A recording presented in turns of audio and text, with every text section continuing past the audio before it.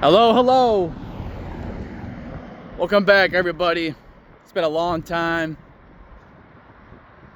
since we've done a show, man. A long time since I've done a podcast. Blitzburg coverage podcast, of course, man. It's been a minute. Haven't done a show since February, which was right after we hired Mike McCarthy to be our head coach. And in general, I don't really care who's watching or listening. Obviously, I do care, but I don't do this for numbers. Obviously, I like it to get big or bigger, but that's all contingent on what I do with it. But for those who are listening and watching, I really appreciate it. I do this because I love it. I enjoy it, but I was burnt out, dude. I was burnt out. I needed a break after going to that playoff game, dude. I was just done. I was honestly done with this team. But I think I'm back, man. I think I'm back. Obviously, physically, I'm not as good as I was. Meaning, I know you guys don't really care about fitness stuff, but I've definitely gained some weight, which that's another story. After my cruise, I kind of went crazy with calories, but people don't give a fuck. So let's just get to the shit you guys wanted here and, just talk about, which is the Pittsburgh Steelers, man, our football squad, the team we all fucking love. And let's talk about a lot of stuff. A lot of stuff has happened, dude. A lot of stuff has happened and transpired. And now we're talking, let's see, we started this podcast in summer of 23, so that was season 1. 24 was season 2. Season 3 was 2025. So now we are starting season 4, episode 1 of the Blitzburg coverage podcast. I'm out here walking. Typically, you guys know it. I do the show as I'm walking because it just works better. I can do it sitting down, but I prefer to do it standing up. I know it's weird. A lot of people don't do that, but I'm a different kind of person. And hate me or love me, I'm going to be me, so that's that. But, staying on topic, or attempting to at least, in regards to the Pittsburgh Steelers, a lot of stuff has transpired over this offseason. We could discuss it. Let's talk about it, actually. We could talk about the offseason acquisitions, moves we made, etc., etc. So, I didn't do any draft previews or draft recaps, so this is just going to be a longer episode, and that's fine. There's just so much to dive into. But in regards to this offseason, let's kind of start from after we had hired Mike McCarthy. We brought in a whole new coaching staff. The only coaching staff member that was retained was Tom Arth, the quarterback's coach. And it's a whole new regime. Patrick Graham's our DC. I think I touched on a lot of that stuff in the last episode. So, as far as acquisitions, off-season moves made, let's start off with signing some players on offense and defense, I want to say. Offense, I know we signed a lineman, Riley Huffman, I want to say, a guard, who's probably just going to be a depth piece. We let Connor Hayward go. Wide receiver-wise, Calvin Austin III went to the Giants. Scotty Miller, I don't know. Ben Skoranek still on the team. Obviously, we traded for Michael Pittman Jr., which was a big move out of left field. I like it, but at the same time, I don't know. He's an older receiver, but it's good. At least we finally have a capable wide receiver too, so I'm not going to complain about that. Offensive line-wise, Bartek Jones is still in a state of uncertainty. Nobody really knows what's going to happen with him. His neck is probably worse than what we thought it would be, which speaks volumes as to why they drafted Max Iheinechor. I think that it's going to take a while to transition to saying that last name, but Max, the tackle from Arizona State, which, as we know, was not their first choice. We all know it was Mekhi Lemon, the wide receiver from USC, but thanks to Philadelphia and Dallas fucking making an in-division trade, which doesn't happen very often, by the way. we went to our plan B, which was Max Iheinshore. So, anyways, back to the offseason acquisitions before we get to the draft and my thoughts on that. Yeah, Broderick Jones was a question mark, so we signed Riley Hoffman as a guard. I don't think we made any other moves there on that side. Running back wise, we added Rico Dowdle, running back from the Cowboys during Mike McCarthy's regime. He also was the Carolina Panthers running back last year when Chuba Hubbard went down. I thought he was solid. It is unfortunate we lost Kenneth Gainwell. I liked him a lot, and he was our team MVP. I mean, he was half the offense, if we're being honest. The dude made a lot of catches out of the backfield, had that crazy play against the Detroit Lions where I think he one-handed that thing and ran it for a touchdown with pass interference and all that. So that sucks.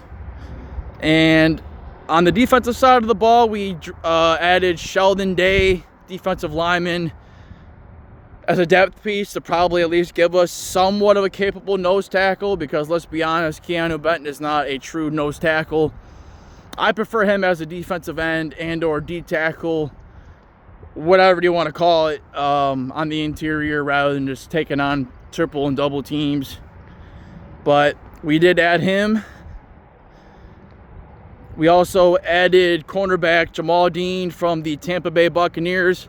That was a nice move. I got to say, adding another cornerback after, who did we lose? I don't remember. I'm pretty sure we lost the cornerback, but it really doesn't matter. Adding Jamal Dean, obviously he got hurt last year, but up until he got hurt, he was playing pretty good.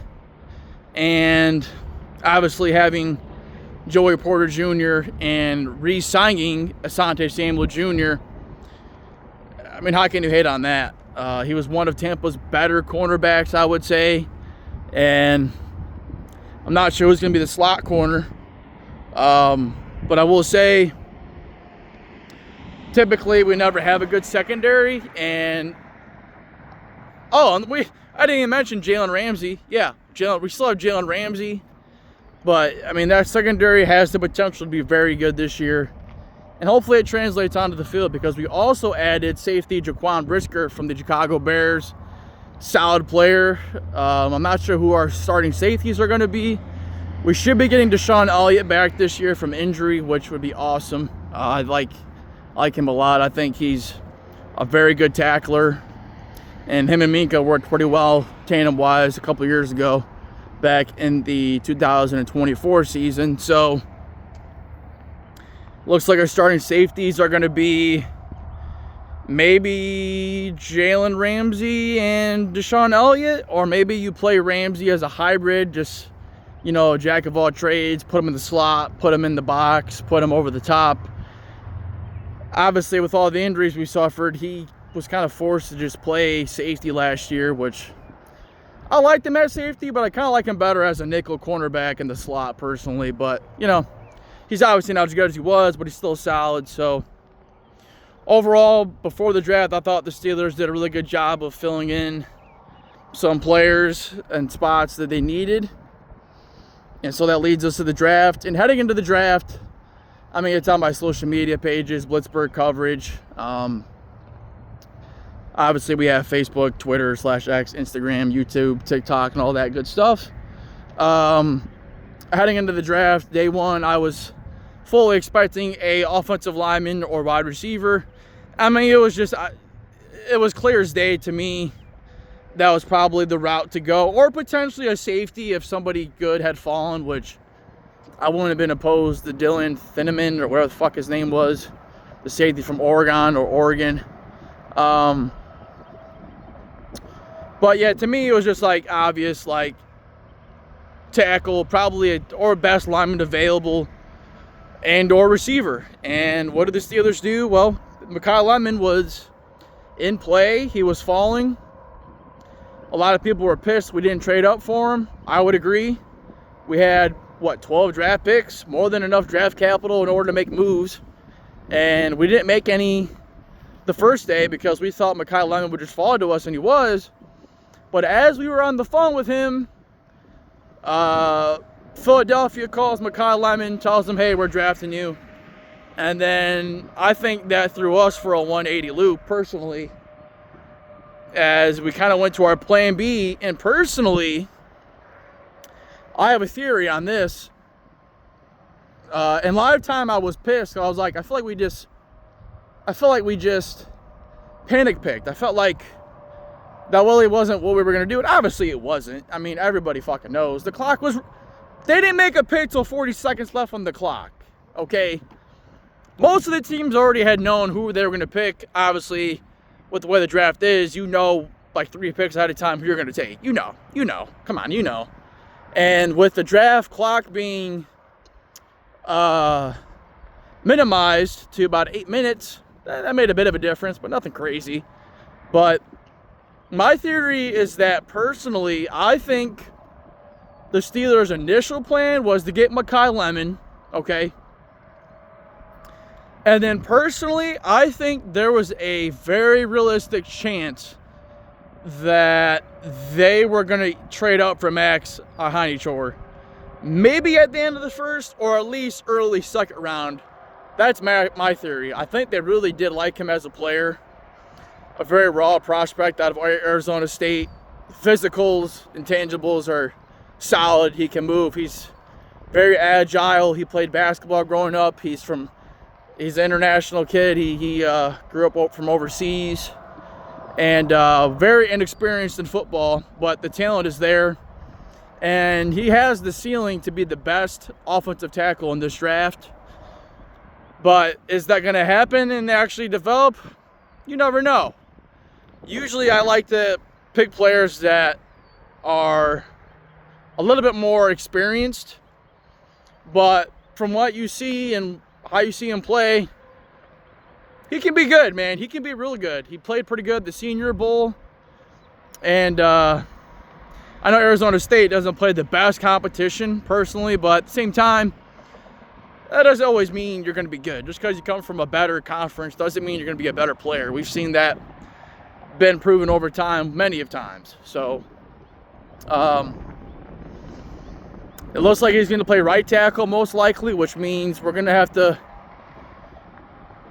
And here is my biggest gripe with this pick. It's like, okay, so now Broderick Jones, let's just assume he's not going to play. Let's just put that out there. I hope he plays, but let's just say he's not going to play. So now we're going to put... Well, we don't know if he's going to start. I'm going to assume... I don't know, because he's a project. That was my biggest gripe with this pick, was he's a project. You don't draft somebody in the first round that's a project that needs developed. However, at the same time, all these players need developed, okay? Transitioning to the pro game it's way harder. It's just way more difficult than college. I mean, you know, in college you can win on just physicals, but, you know, it's because you could be bigger and faster than somebody. A lot of times you'll win. Technique can only get you so far in college, but in the NFL, you're talking grown men. You're like 20, 21 playing a grown-ass man who's trying to put food on the table for his kids. A bit different game. A bit different. However, what I was getting to was that, let's say Max plays right tackle, right? Okay. Right guard is probably going to be Mason McCormick, I would assume. Center will probably be Zach Frazier. And then for left guard, we'll just say Spencer Anderson. Just for now. Though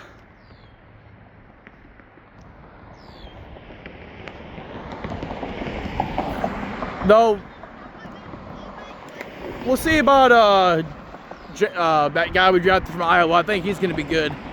He'll probably play guard, maybe be a starting guard, but Jennings Dunker, I believe is his name. But my main gripe is now we're going to put Troy Fautanu at left tackle.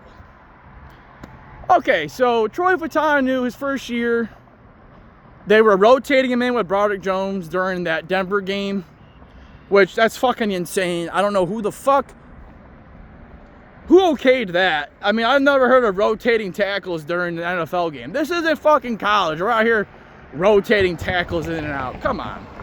So, Troy Fautanu plays his rookie year, right? Gets hurt during game number 2. Suffers a season-ending injury. Everybody's fucking pissed because the reason he fell in the draft was because of knee issues, blah, blah, blah, blah, blah, blah. People always get mad. Okay, fine, whatever. Red shirt. Last year, he plays right tackle. He's a rookie. I thought he played pretty well. Then again, Rodgers got rid of that ball within 2 seconds because he didn't want to get hit, and let's be honest, the line wasn't the best at times. So now, we're going to move him over to left tackle, which I guess you could say he technically played at Washington. However, Michael Penix Jr. was a left-handed quarterback, so he wasn't a blindside protector. But now, assuming we play Max Ihinichor, however you say his name, I'll have to look that up. Now we're gonna put him at left tackle. What the fuck? Why do we draft linemen that don't play their... We draft linemen and don't even play them at their natural positions. Same thing with Broderick Jones. We drafted him in Omar Khan's first draft.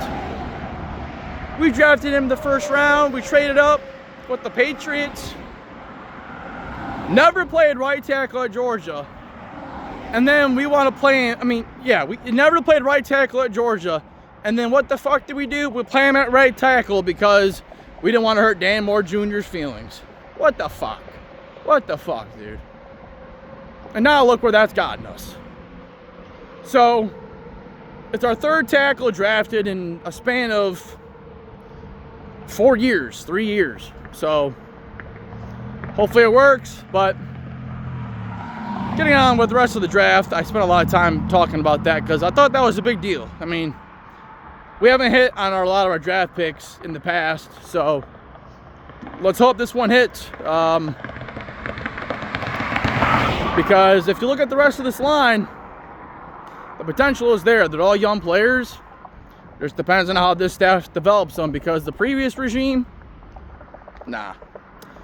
So round 2, we trade up for wide receiver Jeremy Bernard out of Alabama. Obviously, this was probably one of the best picks of our draft, and was a well-needed acquisition. Receiver from Alabama, made a lot of plays, has a good amount of production, and I would assume was going to be our slot receiver. I mean, it's either him or Roman Wilson or Ben Skoranek or whoever the fuck. I mean, I don't know. So really was a big fan of that move. And then in round 3, pretty sure we added Jennings Dunker, tackle out of Iowa, who is more than likely going to be a guard in the NFL. He was their right tackle. Everybody loves this guy, and he hasn't even played a snap. I mean, the mullet speaks for itself. He's a true Pittsburgh. He's the kind of guy that brings his lunch pail to work and just works and just goes home, probably does some fucking yard work or cuts the grass. Simple man. Probably should be a solid guard for us. Again, just depends on how this coaching staff develops him. And then we get to no, my apologies. I don't know. I was wrong. We had three third round picks. And I don't remember the order of them, but I haven't gotten to this pick yet. But in round 3, we picked Drew Aller, quarterback from Penn State. Oh man, I was so upset at this pick. And I've given this pick time to kind of just settle in and try to understand the viewpoints and perspectives. I just don't I mean, I get it now, but Drew Aller, to me, was never really that guy at Penn State. He was never really that good. I think he has talent. He has prototypical size. He's big. He can move. Did they surround him with the best, skill position players at Penn State? That's debatable. I don't really think they did. But if you're that guy, you elevate players around you. You make them better if you're that guy. And to me, Penn State was always a B tier program. And he was you think about all the big games they would have against Ohio State, Michigan, Notre Dame, the playoffs, and he choked. He didn't win one big game, in my opinion. I can't think of one big game he ever won, let alone one big game he played good in. I watched a lot of Big Ten football, and I always knew that Drew Aller would just choke. I knew he would, in the biggest games, he'd fucking quake. He'd mega quake. He'd mega quake. And to me, he's inconsistent. His footwork's not the best. I think he has talent for sure. I won't debate that. I mean, he has a lot of arm power. He can throw that motherfucker down the field. But to me, who cares how powerful you can throw the ball if you're inaccurate? He was inconsistent with just, getting the routine throws down. 1-2 step, release that bitch. And yeah, to me, I don't like this pick. I really didn't like this pick. It seemed like a wasted pick to me when there was better players on the board. There was players that actually could start for this team now, or at least provide value. And there's a chance Drew Aller could play this year. But I mean, Mike McCarthy, this is a Mike McCarthy pick. This is the quarterback he wanted. Omar Khan probably just gave him the approval. Same with Art Rooney, but this is a Mike McCarthy pick. So we just gotta trust Mike McCarthy with this pick. I think Drew Aller, had he not gotten hurt last year, there's probably a good chance he would have been a first rounder. But I personally never really liked his game in Penn State. Hopefully I'm wrong, but I told everybody about Kenny Pickett sucking, and nobody wanted to believe me on that one. So I like Will Howard more than Drew Aller, to be honest with you. I know Will Howard had a better supporting cast, but I'm just saying I like Will Howard more than Drew Aller. So, and their physicals are damn near the same. Measurement-wise.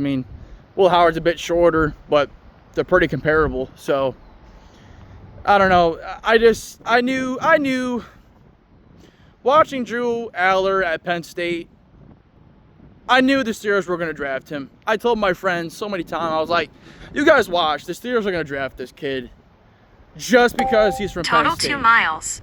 48 minutes, 32 seconds.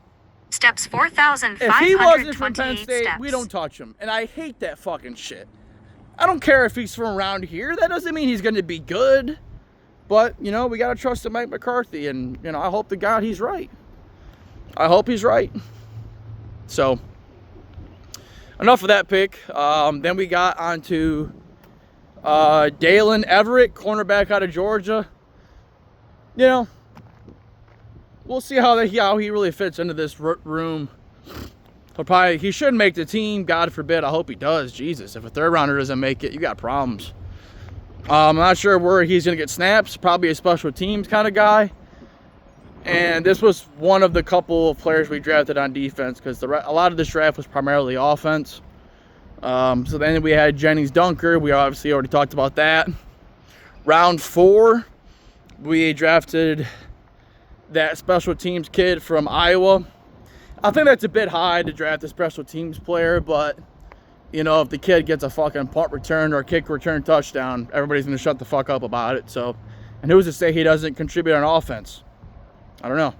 But considering we had no special teams game last year between the efforts of Kenneth Gainwell, Caleb Johnson, Calvin Austin III, and with the new kickoff rules, I think special teams is going to play a bigger factor than people anticipate as football goes on. So I can get behind this pick, but I think for me the 4th round was just a bit much. But I mean, the kid led football, led college, and made plays for Iowa, so it is what it is. Another Iowa kid we draft. We also drafted Mark. I know some guy named Rubio, defensive lineman for Notre Dame. I guess. I don't know. I mean, I didn't really know who the fuck that guy was. We also drafted a safety late in the draft. And I think a low-key pick was our 7th round pick, the running back from Navy, Heidenreich. I think that kid has a chance to actually make the team, whether it's via special teams, or I think he could be a good running back out of the backfield. Maybe even play some receiver at times. I think he has the chance, if given. I think he can make some plays. I like his game. He's kind of like a poor man's version of Christian McCaffrey. The measurables are there physically. And kind of when you watch his game, he tries to emulate Christian McCaffrey. So, seems like a good kid with character. I mean, he's in the military, so it's not easy to get into that shit. And that was probably one of my favorite picks of the draft, to be honest with you. So, we drafted a total of 3 defensive players. Dalen Everett, Robert Spears Jennings, the safety, Rubio, defensive lineman. So we didn't really need defense, though. Our defense is pretty much set. So potentially got what could be a starter down the road in Dalen Everett, though I expect him to just kind of be a depth piece. And then obviously the safety and the defensive lineman, just depth pieces, maybe if they even make the team. And but more or less, this draft was really prioritizing offense. You got a quarterback. I mean, I knew heading in the draft when Mike McCarthy had mentioned wanting to have 3 or 4 quarterbacks in the room. And at that time, we had only Mason Rudolph and Will Howard. Aaron Rodgers hasn't signed yet, but he will. He's coming to the Steelers. I know that for a fact. Which that's a whole nother topic for another day. But yeah, Drew Aller. I don't know. To me, Aller just, I don't know. I know it's Aller. It's just having a hard time saying. I'm just having a hard time with that. Got a running back, 2 wide receivers, offensive linemen, so that's quarterback, running back, 2 receivers, offensive lineman, that's 5 right there. Oh, my apologies. A quarterback, running back, 2 wide receivers, 2 offensive linemen, so that's 6 players on offense, and then defensively, cornerback, safety, defensive lineman. So that's 3. That's 9. Could have sworn we had 10 draft selections, but oh well, whatever. I'm not going to play mathematician games with y'all. So, overall, I'd probably give this draft class like a B. Speaking as of today, obviously we'll have to talk about it in a couple of years. And probably probably one of the next episodes I'll do another draft class review of a couple of years ago. Just kind of have some fun with it and just look back, kind of compare what we know now to what we thought the draft was going to be, said draft class was going to be in live time,